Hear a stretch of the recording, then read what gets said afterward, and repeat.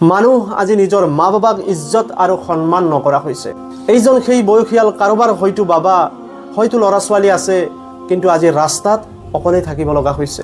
হয়তো ৰাস্তাত এনেকৈ পেলাই থৈ গৈছে নিজৰ ল'ৰা বা নিজৰ ছোৱালীয়ে।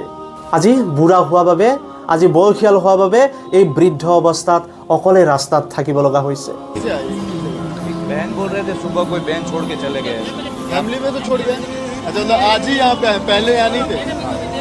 কোরআনে পাক সূরা নম্বর 17 আয়াত নম্বর 23 কোরআনত কোৱা হৈছে আল্লাহে তোমাক হুকুম দিয়েছে আল্লাহৰ বাহিৰে কাৰোৰে ইবাদত নকৰিবা আৰু তোমাৰ মা বাবাৰ লগত সৎ ব্যৱহাৰ কৰিবা। তেওঁলোকৰ কোনোবা এজন বা উভয়ে যদি বৃদ্ধ অৱস্থাত উপনীত হয় তেওঁলোকক তোমালোকে উফ শব্দটো নকৰিবা, তেওঁলোকক ধমকি নিদিবা আৰু তেওঁলোকৰ লগত সন্মানসূচক নম্ৰ কথা ক'বা। মোৰ ভাই ভনীসকল, তোমালোকে তোমালোকৰ মা বাবাৰ লগত সৎ ব্যৱহাৰ কৰা, কিয়নো এইটো আল্লাহ তাআলাৰ